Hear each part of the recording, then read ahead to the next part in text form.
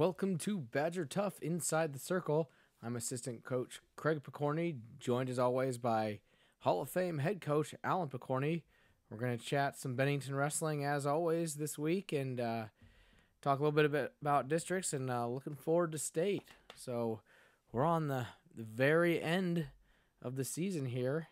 One more week of wrestling. We also have a JV invite we'll touch on and just go over a few things. As always, you can ask us any questions that you want answered on the show by tweeting at us or emailing or text messaging or however you want to do that. So we'll get to any questions anybody ever wants on the air. Just a reminder, as always, the show's sponsored by Midwest Designs. Go to midwestdesigns.org. Check out those clear bags. You got about a day, maybe two. It should be a stretch. If you want one, you might want to get on there and hit up the contact form, or if you got one of our information, just text me, let me know, that sort of thing. So I know some people have mentioned some interest in getting one in the last second here, so I got to make sure we got enough. Monday might be the latest that I can place a quick order to get the clear ones in and get them in time. So if you're wanting one, get on or let me know quick, and we'll get those in as fast as we can before state, because you can't bring in a regular bag. You got to have those clear bags. So again, you can check out what they look like on midwestdesigns.org. Kick off the week. Just a normal week of practices, or at least try to keep it a normal week of practices going into districts. How the guys look? Yeah, I mean, it's we're not into showing much anymore. Maybe fixing things from the previous tournament, the previous weekend. Other than that, it's a lot of drilling and focusing on preparing for districts, and so nothing out of the ordinary or outstanding there. And JV did have a event, as you said, on Tuesday, their last one of the season, and so they got to do that, and then we had districts this weekend. Yep. So I guess diving right into that JV invite, they went down to Lincoln High, and that one they don't have like a big bracket of everybody in each weight class. They kind of split them up into sub brackets just to get the guys 3 or 4 matches as much as possible. So not your typical bracketing, I guess. Yeah, normally they they guarantee 2 matches, or say they do everything they can to get 2 matches, and most everybody got at least 2 and some 3. Once in a while you might sneak in a 4th match, but their goal is to get kids matches, match them up similar abilities. So it's kind of a nice way to finish the season for them.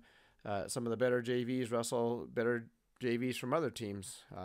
In fact, Isaac wrestled a kid from Blair, that spent a lot of time on varsity. Mm-hmm. And then some of the other guys who maybe didn't have a great season to start with, they're going to wrestle guys that are similar abilities and give everybody a chance to have some kind of success, or at least have some good matches. Right. And there's 20 schools there, so quite a variety of schools, and which gives like I said, kids great opportunity to get some mat time. Yep. Do you want to dive in on any particular matchups? Well, I don't know if where we start here, I guess. I didn't get a chance to go to it because we're getting ready for districts, mm-hmm. and I thought about taking off right after practice. I looked on Track Wrestling, and they were already getting into the. It looks like they're about ready to start the 3rd round, and by the time I got there, they'd have been about done. So I didn't get a chance to get up there.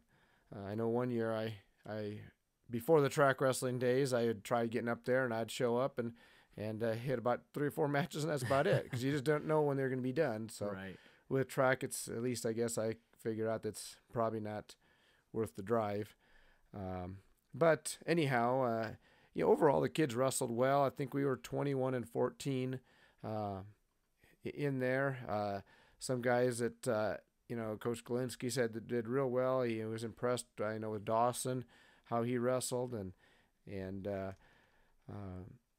Obviously Isaac wrestled a kid that spent a lot of time on varsity and lost a close match to him. I mean, those, that kid where he's at, his teammate, I believe, qualified to state, and those guys were back and forth. So, that's a state qualifier level guy there, and Isaac was right with him, and then end up pinning their other guy. But, Phoenix, I know Phoenix went undefeated, so that was good. Also, Coach said Evan looked really good, won all his matches. Nick Law won all 3 of his matches too, and just kind of skimming through real quick some of these guys, what's going on there. But Tristan looks like he won all his matches. Let's see, Carter won a match there, and Jake Steyer finished up 2-1. But he had some pretty tough kids in there. I think one of them was a senior, and one of them had a pretty good record. Mm-hmm. And lost a reasonably close match, but he went 2-1 also. So overall, very good finish for those guys. I'm real happy with our JVs, how far they've came this year. Because I saw them in middle school, and because once the high school season's done, I go into the middle school and help with them, and a lot of those guys are just brand new to the sport, and seeing what they're doing there, and seeing what they're doing now, is night and day. So real happy to see that, and because people don't understand the big jump from middle school to high school, how big that jump is. You're in middle school, you're wrestling 7th and 8th graders, and all of a sudden 1 year later you're wrestling seniors in high school. Right. So it's just a huge jump, whether you're at the varsity or JV level, any way you go, and so good to see them having a lot of success, and even a guy like Evan Carlisle, who never wrestled middle school. Mm-hmm. He started wrestling this year. I'm real pleased with his season. He's got 12 wins on the season and came a long way. And I kind of curious what Buzz had his freshman year, and should have looked that up, I guess. But Buzz, similar situation. He started as a freshman, never wrestled middle school, and here now he's a state qualifier and a guy we think can earn a state medal. So as far as Evan goes, he should look at that and say, hey, if I stay with this, I could be the next Buzz. Right. Where he's started in high school and finishing with a state medal.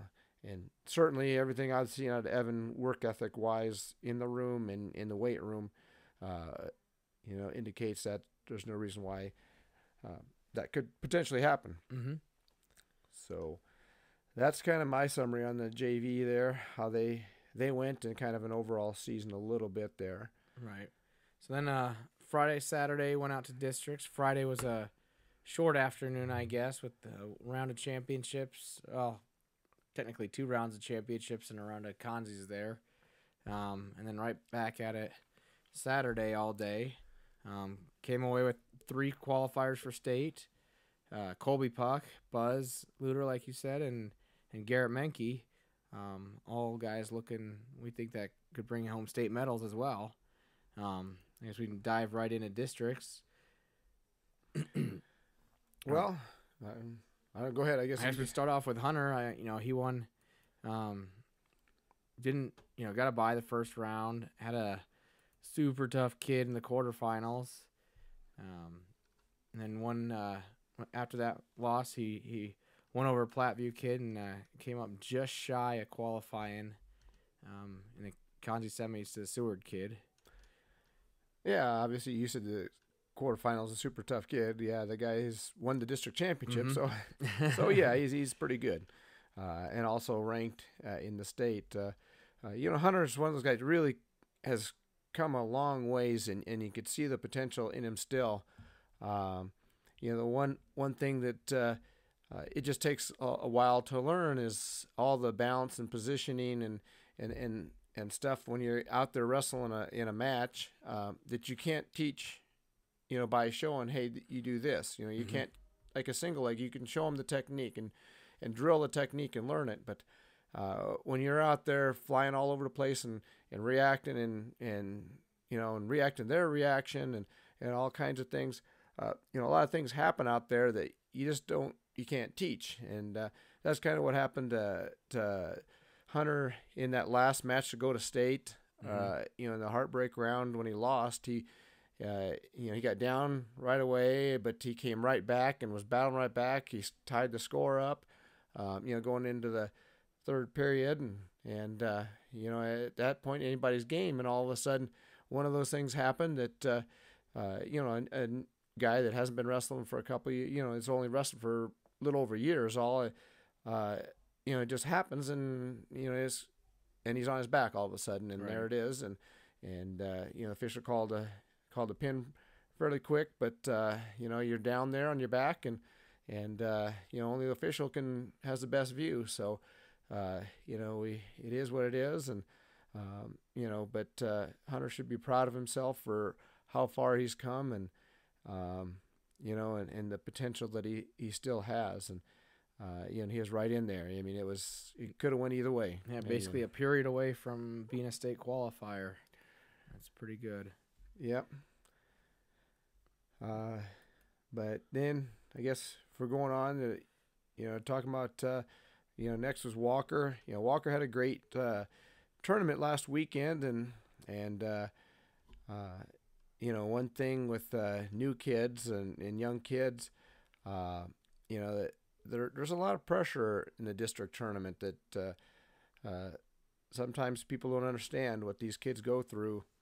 And I think Walker was a little bit more nervous than he should have been, and that's something where only experience can help. I mean, if he was wrestling since he's been 5 and going to big tournaments, I know he did some wrestling when he was younger, and but he kind of got out of the club for a while and did some middle school. But that's nothing like going to Midwest Classic, going to regionals, or going to Liberty Nationals, like we had some of our youth go down there this past weekend. So you don't feel that pressure and until all of a sudden here it is, and Walker went out there and just didn't seem to wrestle like he has potential.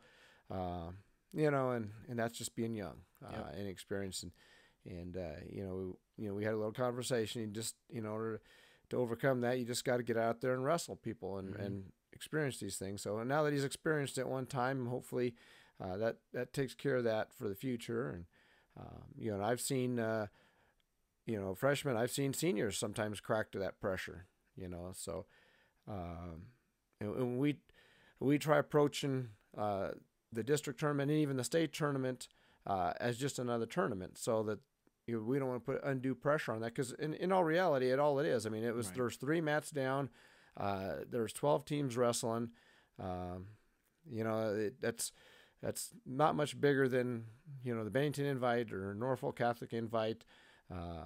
It's smaller than the Boys Town Invitational. So it's just another tournament, and we've been in tough tournaments as that. I mean, we've been to the Fracas, EMC tournament. That's a barn burner always, and so it's not a lot different. It's just the difference is what's on the line, right? And that's where some of the kids start thinking about, oh man, this is it. This is to go to state. And so we try not putting too much pressure and keeping it as normal as we can. And the same thing with next week going into the state tournament. It's in all reality the same thing. It's there's 10 mats down. Well, guess what? Fracas, we had 10 mats. Yep. So it's there's many mats as there are there, and there's a few more fans in the stand, but in all reality, there's only a few fans that are watching you, and they're all watching the other mats. So, and you wrestle in the same 30-foot circle there as you do in our auxiliary gym in a duel. It's same size of circle.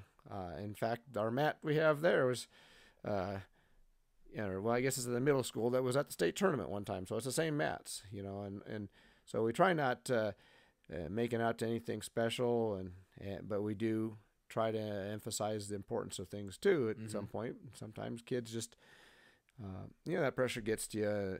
It's just, natural. And I think that's what happened with Walker there. And, it's nothing for him to feel bad about. He had a great season and did a lot, and, a great week last week. And he helped our team throughout the year.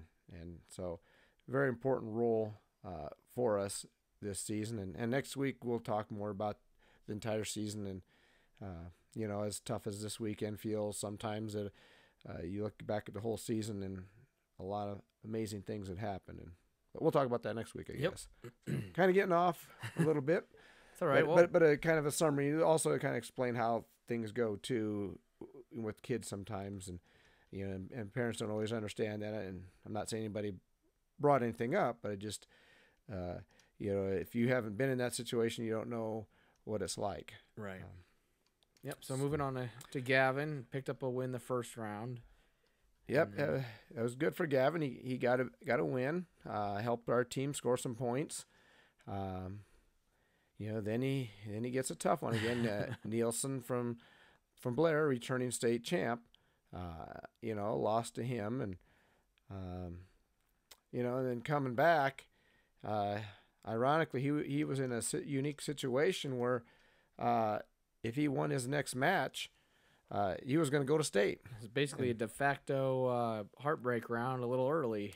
Yeah, he was normally 2 matches away from state, but this is a case where I know most people might have heard that another wrestler didn't make weight from another team and was in the semifinals, and that dropped him down back into where Gavin would be if he wins. And since he didn't make weight, he can't wrestle the rest of the tournament. And so Gavin wins that match. He goes on to state. But, it didn't happen. He had a tough kid, the 4-seeded kid from Nebraska City who's pretty solid. And Gavin gave everything, his best effort, which he always does. And the one thing with Gavin, he's kind of a dangerous wrestler. And unfortunately, the guy's just more physically mature, and the guy's a junior already in high school, and so physically he's more mature and stronger, and Gavin wasn't able to catch him in any way. And when Gavin gets some muscle and some more maturity, he's going to be a guy that's dangerous to a lot of people. Right. So anyhow, same thing with Gavin. Great season. He finished the district tournament, outside of going to state, but he played some important roles to us throughout the year. Yep. And then at 126, another one match shy of going to state, Matthew Coe. Yeah. Go ahead, I'll let you talk about his tournament. Well, yeah, Matthew's, he's just had a great year, and he's come a long ways from where he was at as a freshman, and if there's anybody you want to point to our team on example of what it takes to become a great wrestler, I think Matthew's freshman year, he may have only won less than a handful of matches. I mean, 1 or 2, 3, maybe 4. The rest he picked up were possibly forfeits, and here he's he's battling with guys to go to state, and his losses, he lost to Taylor from the first round, Taylor from Plattsmouth, who was a returning state qualifier and very tough wrestler. Lost a close one to him, 11-7. So he was right in that match against a returning state qualifier. Then his next match, after losing that, he had a bye, and then he had this Damani from Platteview, and Damani's a 2-time state qualifier. So that guy's been there, and let's see, what's his record? He had a pretty darn good. Yeah, it was 16. 16-8. Yeah, it was not as good as last year's record. I think he had an injury early on and came back, and so he might have took a couple extra losses. But still, a 2-time state qualifier, and Matthew handled him pretty well, and I mean, it ended up 19-14. I was on a different mat, but I know I kind of came over later, and I know there's a lot of rolling around, and I remember one time he was caught on his back, and Matthew came out of that, but he comes out there and beats a 2-time qualifier, which is very good, and then he beats Nebraska City, pins him, and now he's one match away from going to state tournament. And the kid he had in that last match was undefeated going into the tournament. Yeah, an undefeated kid who's a senior, and that guy was a state qualifier 2 years ago. According to the coaches, if I remember right, he didn't wrestle last year for whatever reason, but it was 2 years ago as a state qualifier. He went into the tournament undefeated, so very good wrestler, and Matthew wrestled him well at first, and then the kid and I watched him before, kind of scatting him out a little bit, and the guy was dangerous. He liked a lot of big moves to put guys on their back and catch them and stuff, and eventually did catch Matthew and got the pin. But again, where Matthew was at his freshman year to where he is now, speaks volumes for what you need to do to get better if you want to be better in wrestling. And Matthew put a lot of time in the off season, and it's showing. And Right. He's got one more year left. Next year, I know he's going to put in a lot more time. He's already talked about some of the things he wants to do, and I really looking forward to what he's doing next year. Yep. In 132, Robert had probably the deepest weight class at the tournament. I think he came in 9th seed, if I remember right. Was Robert 9th seed? He was 8th seed. 8. That's state qualifier at 8th seed. That's crazy. That's pretty crazy. Yes, and there was 9 or 10 guys there that any one of those guys, and this is seriously, any one of those guys could have won that tournament. And so, it's just tough. And Robert, he ended up losing his first match in overtime, and that was a tough one. Just made a couple of mistakes in situations where, he gave up a takedown in overtime that, just to execute technique properly and would have at least not given up the takedown, and it may have improved his chances at countering for a takedown. But it's one of those things where kids are in the heat of the battle, and you gotta remember to stay with your technique, and when you get tired, you gotta stay with your technique. And unfortunately, he got beat there, but he was going to have to beat somebody tough anyway to get the state. So still in it. Then he had to buy the next round, and then he ran into Bashes from Plattsmouth, who they split already during the year, and actually Bashes is 1-1 and Robert's 2.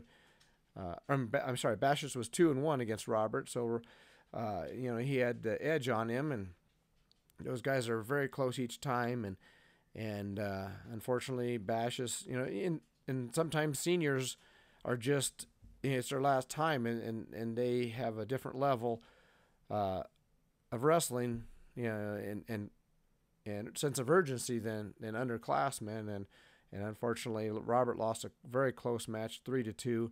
And essentially that, if he wins that match, I think he makes it to state. And because the next opponent was, a good opponent, but certainly I think Robert would have won. Bashes won 8-0 over him. I think Robert would have done something similar. Obviously, it's very, Bashes and Robert have been very close. So I think he wins that one, and then he wins the next one to go to state, which Bashes did. Bashes ended up 3rd place. So, right. Just an unfortunate situation as far as in a tough weight class, and you have to beat some really good guys at some point, and feel bad for Robert, being a state qualifier and not getting there the second year. But that's what happens when you have a tough district. You got to win the big matches, and he fell 1 point short. In my opinion, 1 point short from going to state. So just like Hunter, where he was right in the match and just couldn't quite get her done to get there. Yep. So then we go to 138, where Colby stunned some people and got in the finals and punched his ticket to state. Yeah, Colby, it's great for him. He also had one of the toughest weight classes. They talked about the tough weight classes in our district, and it was 132 and 138, the deepest weight classes out there. Right. And Colby was seeded a little bit higher. He was 6th seed, but he had already lost to Blair twice. The first time he was pinned by him. The second time it was closer. I think it was 4-0, something like that. So he was closing the gap, and this time Colby passed him up and actually got a pin over Powers to get him into the semifinals, and still a tough match coming up with number 5 rated Joel Lemberg from Columbus Lakeview, and I'd watched some film on him previously because they were in the state duels, and so I was able to get some film there, and you could see the guy came out strong and hard and fast, and you got to weather the storm, I told Colby, and third period he kind of wears down a little bit, that you have an opportunity to get a win there, but Colby didn't waste a lot of time, and it was it in the second period? Yeah, first period. Yeah, I'm sorry, I was looking at the wrong result. I was still looking at the quarterfinal results, but it was in the first period. The kid got a takedown, and Colby reversed him right away to his back, and held him there for quite a while, and was kind of getting worried that the guy was going to fight off his back for too long and get out. But Colby was able to get the pin then finally, and move on to the finals. And Colby's been wrestling real well especially since last week. He had a big win last week against a very good wrestler from Norfolk Catholic, and that guy had over 40 wins, and anytime a guy has 40 wins, and you get a win over that's pretty amazing. So I think he's got some confidence now and starting to wrestle to where I thought he could potentially be, and then he ends up in the finals here at districts, and a lot of times you'll see kids that get some big wins and get qualified to state. All of a sudden, they're happy where they're at, and they have a returning state champ, and they go out there and lay an egg and don't wrestle very well, just because they already figured they made the state, and their opponent is just too much to overcome. But right. Colby didn't. He went out there and he wrestled. Stoltenberg, very tough. He ended up losing 10-5, but just down by 3 going into the last 20 seconds or so, 15, 20 seconds. He's only down by 3. That if you can get a takedown and maybe a quick turn or something, you might get a chance. Or but so he kind of made a desperation shot, and Stoltenberg was able to spin behind him and finish off a 10-5 win. But really proud of Colby for not backing down against a state champion and really wrestling him tough. So,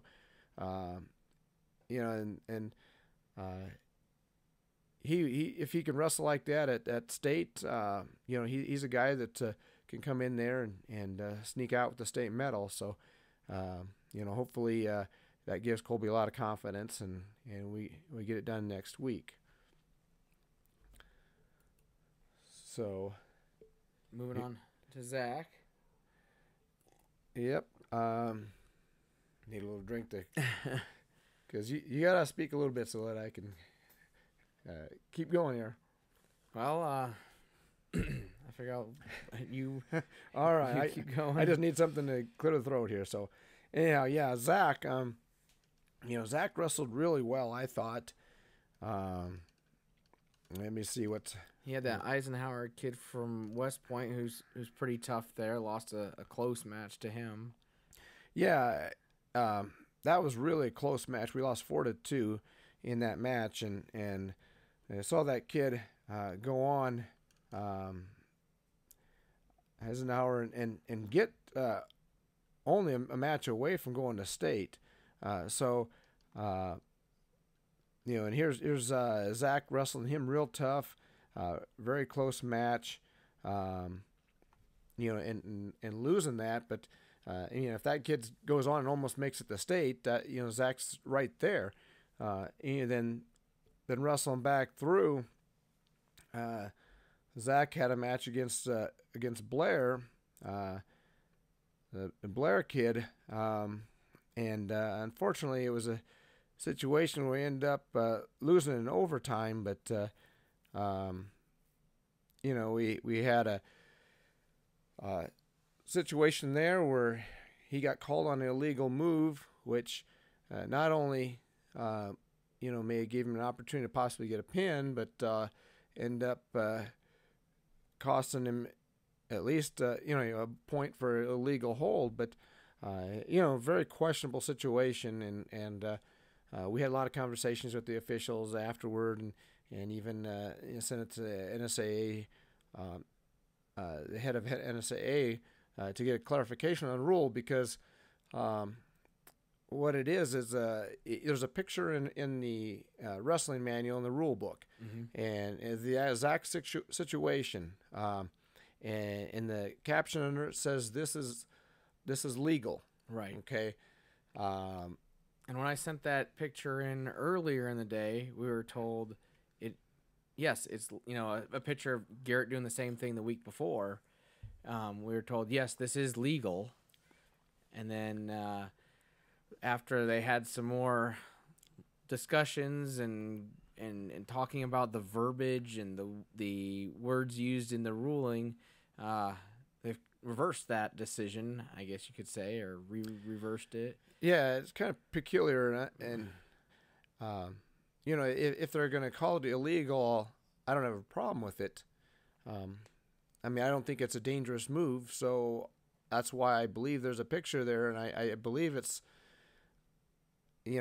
probably been in there a while for years, and whoever when they said that this was legal, now the thinking is different with different people in charge, but when you have a picture with a caption that says this is legal and you're in the rule book, in my opinion, even though they say, well, that needs to be fixed, that's the rule. That needs to be fixed next year. That should be legal now, and then next year they can call it illegal and take it out, or reword it to say, and this is illegal. But it clearly says this is legal, and it has a clear picture of exactly the situation we're in. And that cost Zach a match, unfortunately, that knocked him out of the tournament, and who knows what would happen after that. You always like to continue on and see what happens, because you never know. Right.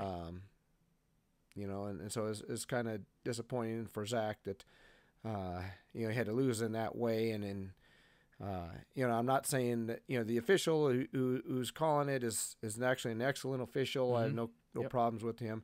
And we're trying to get the right ruling because we want to teach our kids right. But they got to fix that. And like I said, when it says it's legal, it should be legal until they fix it.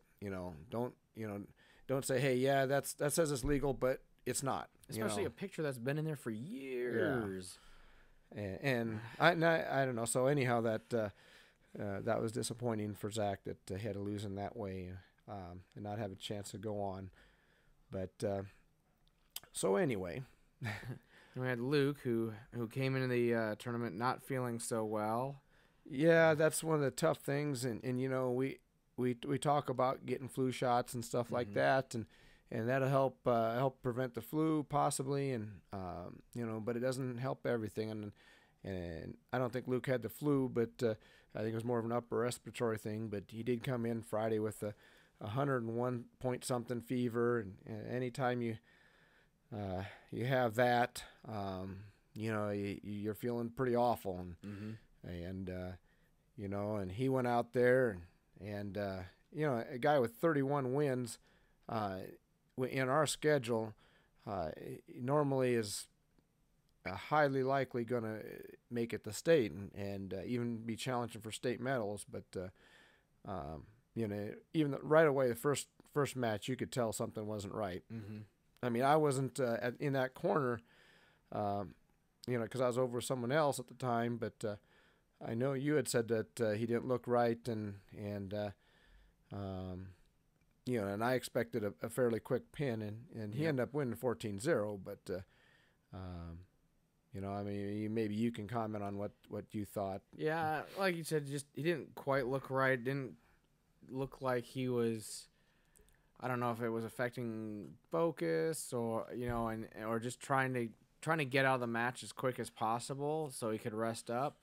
But in trying to get out of the match as quick as possible, didn't use the best of technique that he's got, and it just made that match drag on a lot longer than I thought it should have. The kid was a strong kid too, so that doesn't help when you're trying to put a kid away quick and they're strong. Well, yeah, and you had made a comment too that you thought that he looked like he was out of shape after the first period already. Right. Well, he was tired right away.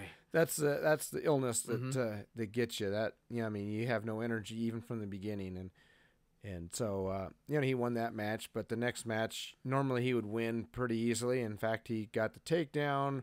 Was starting to look pretty good. I mean, this didn't take long, but then he got reversed in a real tight cradle, and he could have fought out of that normally, I think, and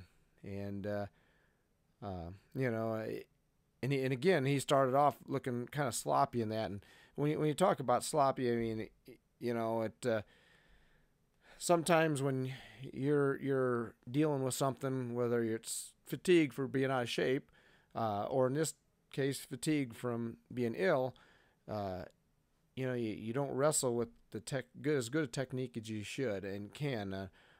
We preach that in the room too, and in some of our drills, like our domination drill is one of them where we push guys hard to get them tired, and then we're preaching as they go.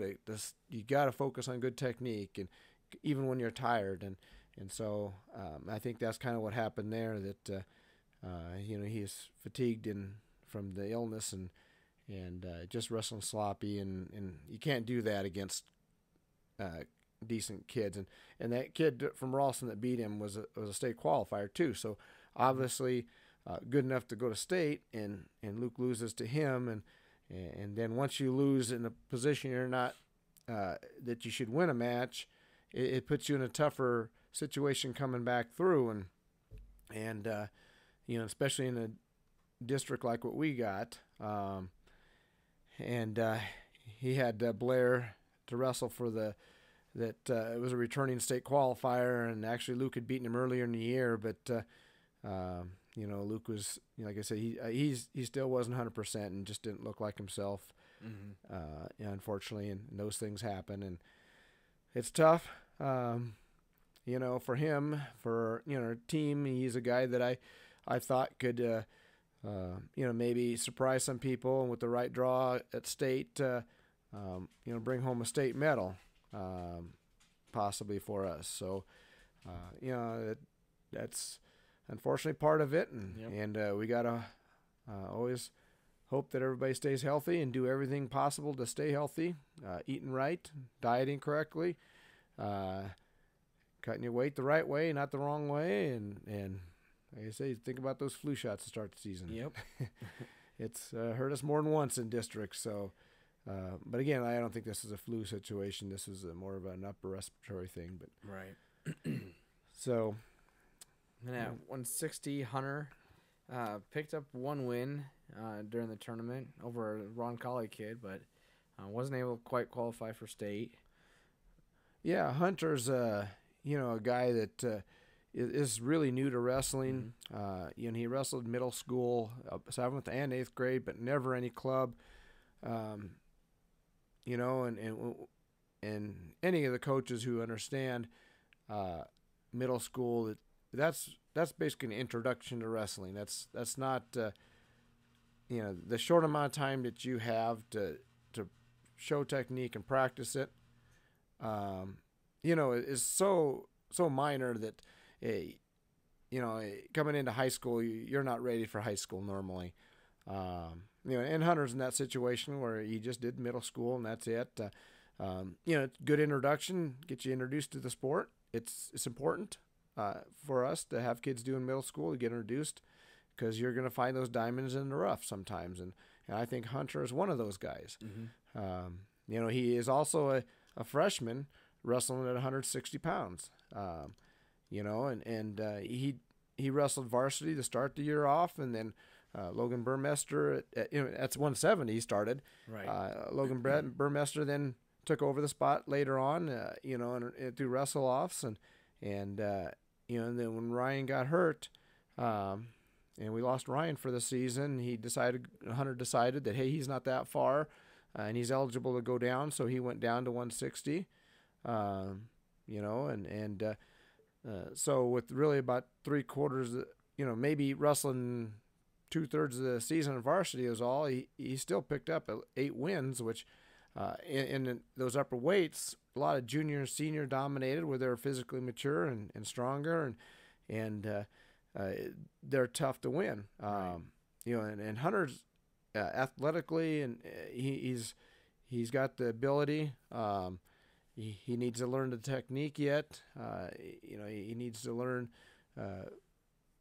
proper practicing habits. I'm not saying he doesn't work hard, but sometimes he needs us to focus a little better, and which a lot of freshmen do. Mm-hmm. And he does all that. He's going to be very successful. And I when we were done, I told him a little quick story about former state champ we had, Nick Sather, that he reminds me a lot of him. I believe Nick was a 160 pounder as a freshman, and they had similar amount of wins, their freshman year. That that if he works as hard as Nick did, he can be, if not a state champion, at least a high medal contender someday. Right. And I'm not saying he's state champion material yet. You can't make that prediction yet, but I definitely think he's got the ability, that puts in the time in off season and good practice habits, good work ethic. I know he's just got a great work ethic in the weight room. I've seen that, and that he's got a guy that's going to score a lot of points for us someday. But here this weekend, like you said, he picked up 1 win, he got a pin, and the guys who beat him are all pretty tough, and he battled with them too. It's just again, just experience and physical maturity got to him in the end. Yep. So 170, we had Logan up there. Let you talk more about his season. And yeah, he drew a tough kid right away. The 3rd seed wrestler, and lost there. Then coming back through, it looked like he was wrestling pretty well. End up losing then his next match and out of the tournament. Logan is also one of those guys that I thought came a long way from last year. He's starting to look like a wrestler as far as technique and stuff. He needs to make that next jump to the next level of succeeding at the varsity level. He did make a big jump to the varsity level, and kind of like middle school to high school, there's a big jump. There's a fairly sizable jump from JV wrestling to varsity wrestling. Especially the schedule that we have. So, and he ran into a lot of very tough kids throughout the year. I almost felt bad for him that. It's like every weekend is like, man, just stud after stud after stud he wrestled, and and Logan never gets upset or discouraged by that. He just keeps trying, and so looking forward to him hopefully next year making that next step to succeeding, and that's going to have to come in. Number one, the weight room. His strength is not where it needs to be to compete at those upper weight levels. It's so he's got to get in that weight room and get that strength up and that'll help his technique too, because I think his technique had made a decent jump this year. But again, sometimes when you see the technique improve, it takes another year beyond that, and before that confidence comes in to hit that in the high level matches, and so that's kind of where he's at, and hopefully we get to see that jump next year. Yep. And at 182, Buzz started off doing Buzz things and pinned 2 kids in the first period, and then had a close semifinal match against returning state runner-up Frenzen from Columbus Lakeview. Was in a real tight match going into the third period there.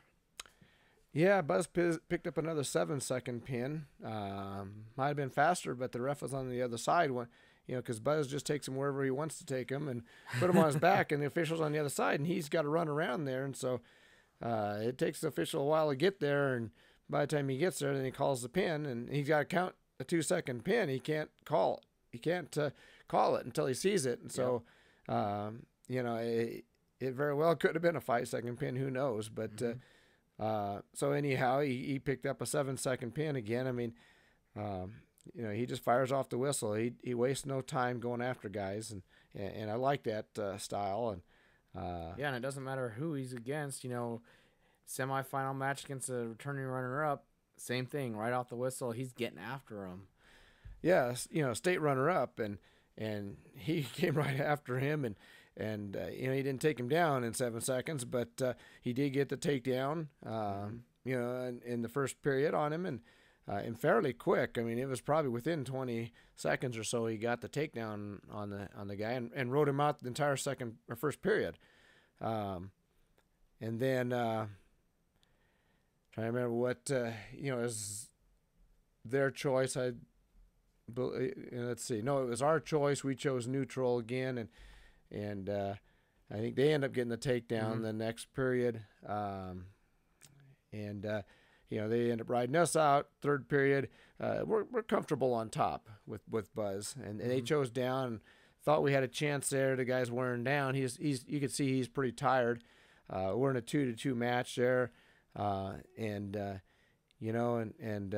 we talk about experience and positioning and all that, and Buzz came a long way, but still once in a while things happen, and he got a little bit out of position, got a knee in the wrong place, and without watching film to get the exact description of what happened, he ended up getting reversed to his back, and that was it. The kid's just too strong and too good to. Buzz couldn't get off his back, but very encouraging to match that he could hang with the state runner-up like that, and that kid's ranked number 2, and the number 1 ranked kid is from Scott, who he wrestled in the finals, and that was a 6-1 match. So if Buzz is right with the Columbus Lakeview kid who's rated number 2, he's not far off Jansen from Scott. So Buzz is a guy that, if he's on next week, it's only 4 matches for a state title. You don't have to win a lot, and you don't have to beat everybody. You just need to beat the 4 guys. He's got a very tough first round, so he's got to focus on that first. But he's not that far off. He's got 39 wins. He's going to hit 40 here. I'm almost positive next week. In our schedule, and like I said earlier, he started his freshman year, never wrestled before, and here he is doing real well. So we'll see what happens next week. But right now, real proud of him for how far he's came. From where he started. Yep. And then after that match, he went back to doing his normal thing and picked up another first period pin to go to state, and then third place match wrestled a a real tough match against Beatrice kid. One that he didn't pin the kid, and had to gut out a pretty tough one there. Yeah, that was an interesting match there. Buzz took him down. The first period's 1 minute period in wrestlebacks. Took him down, had him on his back as time expired. End up 4-0. And if we had more time, maybe he gets the pin there. Because Buzz puts guys away. When he gets them on their back, they're usually done. In fact,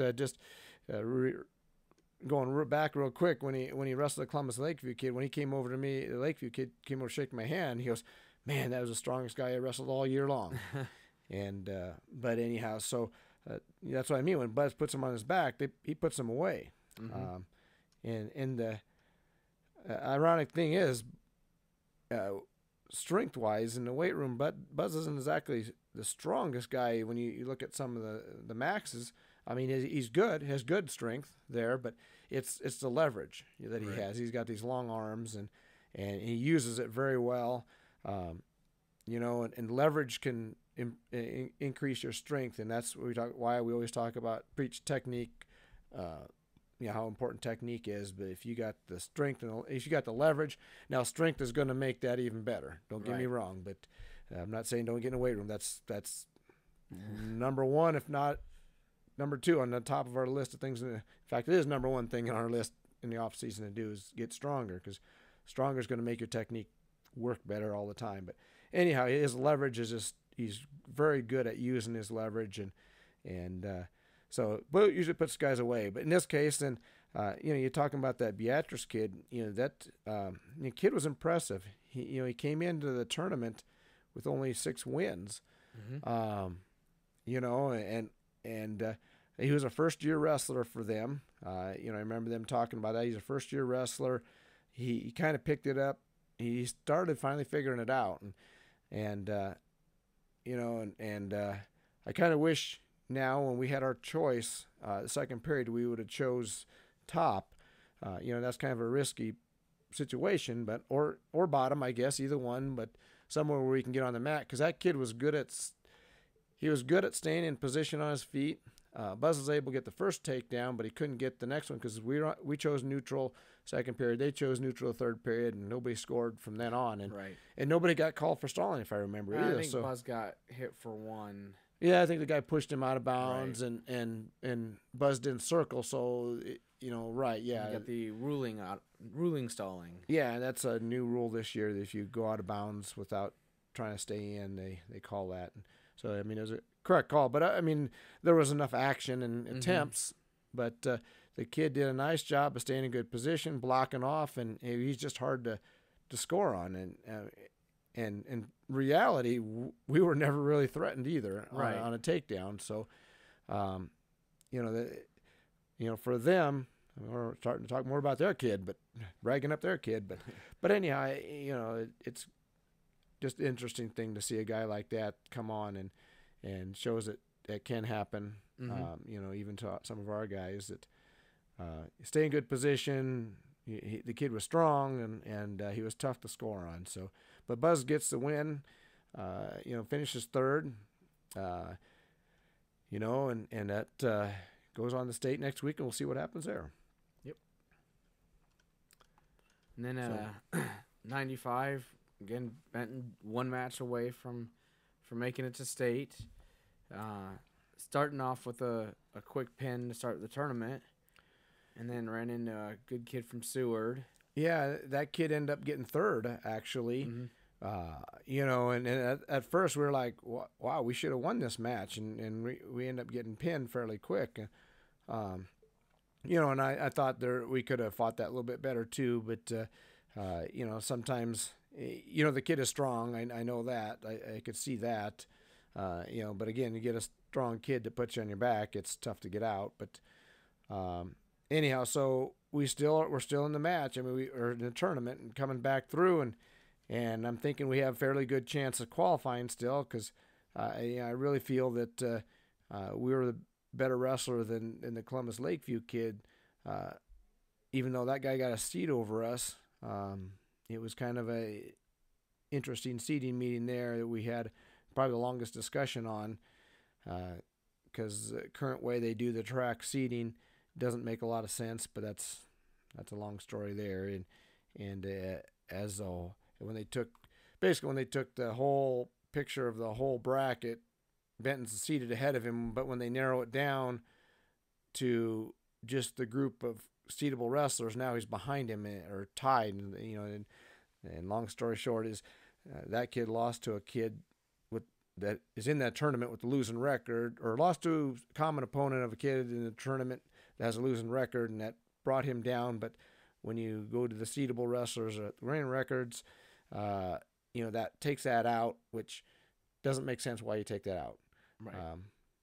And if you're listening, you're probably going, "What in the world did he say?" But anyhow, that to sum it up, what I said was it was kind of interesting seating criteria. But so I felt comfortable that Benton could win that match and to make it the state. But Benton did get another quick pin, 28 seconds, wrestling back through, and then another first period pin. So Benton's pinning his way back through, and gets to the heartbreak round, and unfortunately that Columbus Lakeview kid got a win in the semis, and in a situation where Blair was dominating the Columbus Lakeview kid, which Benton had split with throughout the year. Mm-hmm. And Blair was dominating the kid, and the kid got a reversal to the other kid's back, the Blair kid's back, and got a pin. Yep. And so big upset there, and that unfortunately affected Benton's chances. Certainly he still had a chance to qualify by beating a guy that they split during the year, but unfortunately a tougher match didn't go his way, and it ended Benton's season there, one match away. Another one of the kids one match away. Yep. Unfortunately, a lot of heartbreak for the Badgers this weekend, I guess, in the heartbreak round. Yep. So then we go to 220. Garrett went in, starting off, got a bye, and then Garrett looking under the weather as well. I know he's recovering a bit. Yeah, earlier in the week he wasn't feeling well. I know that, and I was pretty nervous.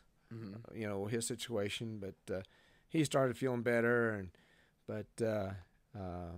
he was able to survive and get through, and did a nice job. He pinned a Nebraska City kid who's the guy. If you look at him athletically, he's built like a brick house, a real strong kid. Got a takedown on Garrett, but and the kid tried locking up a cradle, but Garrett did a nice job of, when he locked it up, getting in a position where that guy had trouble finishing it, and he was out of position, and so Garrett was able to get a reversal on him and put him on his back and get a pin. But and I think either way that would have ended up fine for Garrett. But when you have a strong athletic kid like that, you got to be a little nervous, and that kid didn't. He was one match away from qualifying the state too. So right. So he's a good wrestler. You got to be careful for. But Garrett ended up getting a pin there, and then he had tough kid in the semifinals, who he split throughout the year. That Blair won the first one, Garrett won the second one, and so this is kind of the rubber match, and Garrett ended up winning a 3-2 match there, and making it to the finals against everybody's favorite from Bennington, Pfeiffer, and that one had an interesting situation in it as well. Don't think it ended up affecting the match, but was it like 4 seconds left in the second period? It called stalling. Well, yeah, they were going out of bounds. The guy was hanging on Garrett's leg too long, and when you hang on a guy's leg without trying to move up, they call stalling. And as they're going out of bounds, he blew the whistle, or he signaled stalling and blew the whistle about the same time. I thought it was all at the same time, and go out of bounds, and then they come back to the middle, and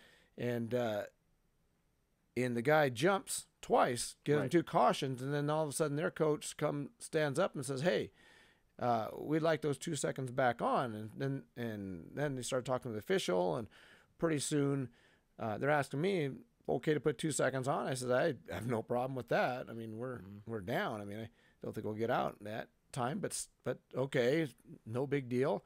And then as soon as they do that, they say, "Oh, we're taking your 2 cautions away." And like, what? What? Well, how could you do that? And they're saying, "Well, this is bad time because I blew the whistle early, or I mean, I should have stopped it right away." And I said, "But you did stop it right away." And technically they were right. If it is bad time, or if that you can't take that away, but it's how it all came about. They called it after the 2 cautions, and then they wipe it out, and it's like, it just didn't seem right, and and frustrating because it couldn't matter, and it didn't matter in the end. But those things shouldn't happen like that, and especially after 2 cautions, that's kind of fishy there. I mean, well, I don't know if the wiping out the 2 cautions didn't cost or change anything. There was no more cautions, but it definitely seemed to affect the conditioning of the match, because they spent like 5 minutes trying to figure everything out, and all that time everybody got rested up, and where I thought Garrett had an advantage in conditioning there, that basically got nullified. So, yeah, that's true. Pfeiffer looked a lot more refreshed after that nice long break there. He looked like he was starting to wear down, and maybe that affected the match, maybe it didn't, but so either way, one. It happened, and that's what it was. And it's Garrett's runner up at districts and going on to state. So if we run into each other there, one thing I thought Garrett did, he wrestled him, a couple weeks ago at EMC. Garrett's able to get in on shots. It's just being able to finish it. I think he came a lot closer this time. Mm-hmm. We kind of worked on some of that. And so he came a lot closer this time to finishing those takedowns, because Pfeiffer's a great scrambler. So, Strong. I mean, strong and great. I mean, high energy, great scrambler. You just got to get in those shots. You got to finish them right, and you got to finish them fast. Mm-hmm.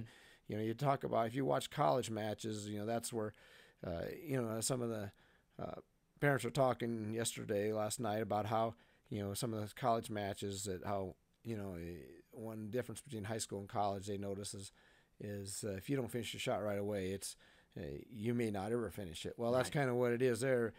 Garrett's getting in on the shots, he's getting them driving, and he just needs a little more tweaking to finish those things. And I thought he was a lot closer than the last time, so I'm encouraged about that progress. We need to work a little bit more with that, and if he finishes those takedowns, I mean, there's probably a couple of them, at least 2 or 3 times he's in there on the leg, and and he finishes those. I think he wins the match next time they wrestle. And those guys have split now throughout the year. Garrett won the first, and now Pfeiffer won the last 2. But the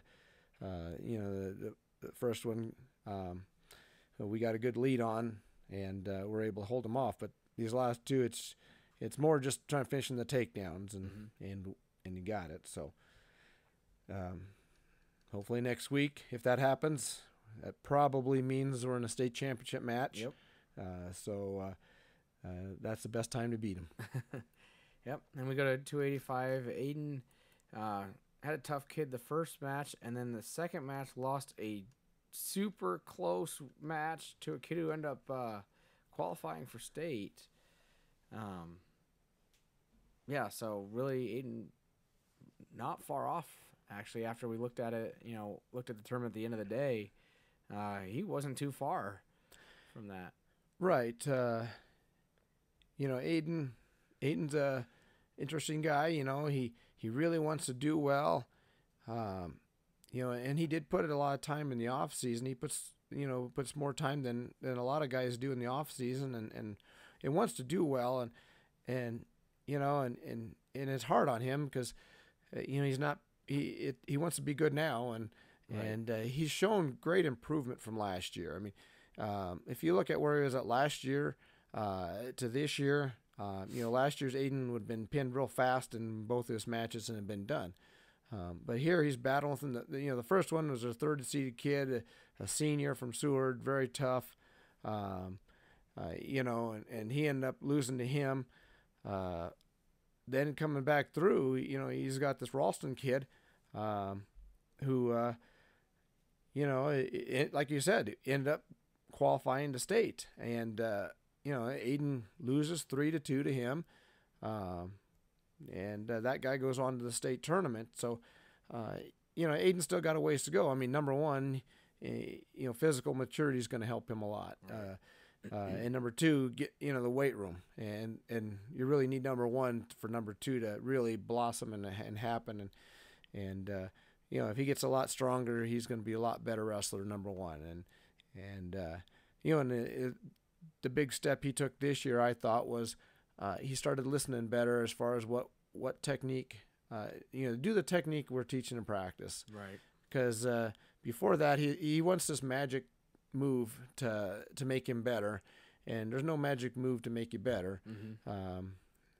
Unless you're talking Colby found one, but at least for a little bit. Yeah, well, that's more easy executed moves we're teaching. Yeah, he's been doing those all the time. It's just executing them and finishing them very well. Yeah, so anyhow, Aiden, after he came back off his injury and he started focusing more on things we're teaching, he started having a little more success. Mm-hmm. And he noticed that, and so that's good, that's positive. So stay with the stuff we're teaching you and working with that. There's not a magic move out there. There's you just got a good solid technique, and for him, physical maturity and the weight room is gonna do wonders for him. And so he's still young. I know it's tough for a young guy and wants to be good. It just doesn't happen overnight. So, Anyhow, that's the summary of the individuals. When you look at it overall, as far as the tournament went, the first day was pretty rough. Yeah. A lot of things went wrong that shouldn't have went wrong, or things, some out of our control, illnesses you can't control, and just, tough matches, losing tough matches here or there. And then, the first day you feel bad about, then you get into the second day and see those guys qualify to state. And it's like, okay, well, maybe that guy was better than we thought, or something, or it wasn't a bad loss, but it'd been nice to win it. And, right. Those type of things. So, very tough day. The first day, I felt, really hurt us in a couple situations coming back through. And again, like I said, some of them were in the two I'm thinking of are mainly was, just a tough loss against a good wrestler in overtime. And then the other one was, something you can't control, illness. Right. He just, and that just puts you in a bad situation. So, we don't have a lot of room for error. Yeah, especially in super tough district that we had, toughest district in the state. You look at, number one rated in Class B, Scott takes fourth at the district. Yep, and only taking 5 wrestlers. I know. I mean, that's unheard of in the last 20 plus years, and that's how tough this district was. I mean, everybody knew it was tough, but dang, it really showed. Well, a lot of it was how deep it was too. Right. I mean, your first round match, you're going against somebody that could go to state, mm-hmm. and you could be a state qualifier yourself, and which happened to Robert. And he's a state qualifier, and he's going against a kid who has as much chance as anybody in that bracket to go to state. Mm-hmm. And so anyhow, it was difficult the second day. I felt we wrestled better. Couple unfortunate thing, bad luck sometimes happen. Sometimes you hope for good luck as much as bad luck. I mean, but it usually balances out in the long run. But a guy getting upset that like in Benton's case, a guy get upset that makes it difficult for him to qualify, and things like that happen. But you got to fight through those things, and again, it comes down to, I always say, you got in the tough tournaments, you got to win the matches you're supposed to win, or you got to win the matches, the tough matches, the close ones, and you do that, you take care of yourself, and overall, you think about our experience level of our kids. It's something we've talked about all year long, and probably getting sick of talking about, but they've come a long way, but to get over that hump to the state qualifying type is they just didn't quite make it there. A lot of guys, and that's not nothing wrong with that, and that's nothing bad. It's just it's tough. I mean, you look at around the state. I was looking at some other teams around the state that were qualifying more guys than us. That teams we just trounced. Crete, I think, got 6 qualifiers. We just trounced them in our duel. Other teams too out there that sent a lot of guys to state, or more guys than us, and we beat. And look at Class A. I was looking at A1 district, and yet Elkhorn South, which those guys have been doing a great job this year, but we beat them, and they sent 9 guys to state. Right. And in fact, that A1 district, the district runner-up was Norfolk, who we beat in a duel. Mm-hmm. The third place team was Bellevue East, that we beat in a duel, and then Elkhorn South, who we beat in a duel. And so, you look around the state and going, man, all these guys, getting all these guys to state, but we're just we're a little bit short. But one thing you look at too is I noticed that Nebraska City finished, I think, 8 points ahead of us, and they sent 6 guys to state. Mm-hmm. And you score a lot of points with medalists. Right. You don't score a lot of points until you get a medal. And for us to be only 8 points away and have half the qualifiers, we scored a lot of points. We got a lot of guys close. Right. And I think as we went through this, we saw that where a lot of guys were just so close. Point here, point there, match here or there, away from going to state. And so looking at that, there's some positives you could take out of it more for the future than now that, Mm-hmm. The guys that came a long way were just, maybe if we had another month in the season left for those guys to develop, we might have been sending 7, 8 guys to state, right? Instead of just 3, and also being healthy would help too. But those numbers, but or not having the super deep, strong district that we have and being in a normal strength district. Yeah, and that's what the way it is. But Mm-hmm. And so that's some positive stuff we can look at in the future, because we only end up with 3 guys on our varsity that were seniors this year. So that wrestled in this tournament. The others like Ryan, we lost him injury earlier, and Isaac is just in a tough situation where we had good wrestlers all around him, and he was right with all those guys. So anyhow, really 3 seniors on the team, and so that guys getting that close and how far they've come, that's in a tough district like this, real encouraging for the future, that what we can be, especially with what middle school has coming up, and I'll find a lot more about that when I get in the room next week, or not next week, but the following week. I guess next week's state week, but the following week, and so tough weekend, but still the future looks bright yet. Yep. So this week it's state week. Only a handful of practices, 3 practices, and then it's right back at it. So just kind of tweaking a few things that we saw.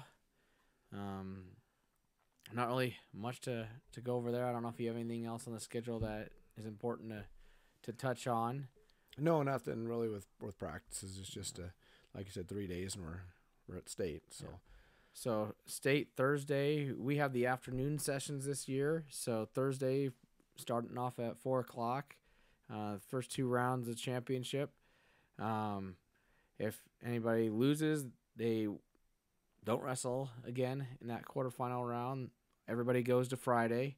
Hopefully we have everybody winning 2 matches and getting in the semis. That's what we expect. That's the plan. So, and then Friday we start off at 12:30 if we do have anybody in the consies.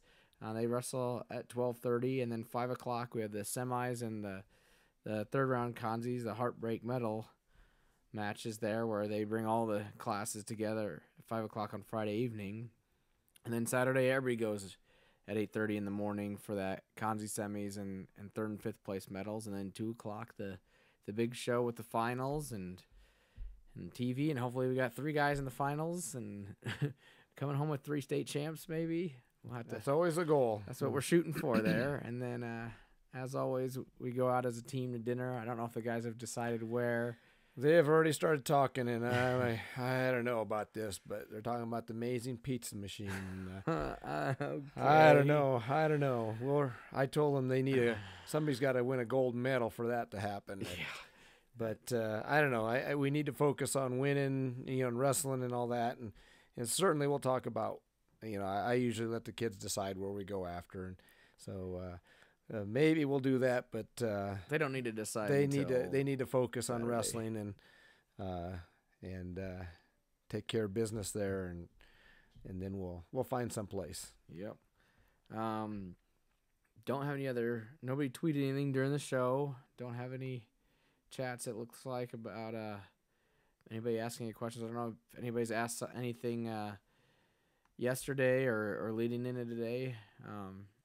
Coming out of districts, anything extra? No, nothing really we haven't covered. So already kind of getting long again. I know. Yeah, some we covered a parents lot. were giving us a hard time that they couldn't quite hit that treadmill quite as long as the show last week. So. Well, they just a little extra. We're just trying to help them out, lose an extra pound or two. There Just you go. keep 15, working. 20 minutes extra there on that treadmill won't hurt anybody. So, I guess your money's worth. Yep. With that, we'll kind of wrap the show up. We'll tune in next week. It's the season finale, I guess you could say. We'll recap the state tournament. Hopefully we recap 12 wins and that's it. And then talk a little bit about the season overall, some off-season stuff, and any other things we want to talk about from there. Maybe touch on freestyle. I don't know. So. That's part of the off season, so we'll kind of cover all that. I know I've already gotten several questions from parents about off season things, and I already talked to the kids about what's out there, and I will email out to parents too. Once their season is over at some point, what's going on. But we'll also talk about it here. So if you want to listen in here, you'll find out what's going on, and we try to communicate in every way possible, so no one can ever come back and say, "Oh, I didn't know about that." Yep. So. Alrighty, so join us next week, same time as always, 2 o'clock on Sunday. We'll see you then.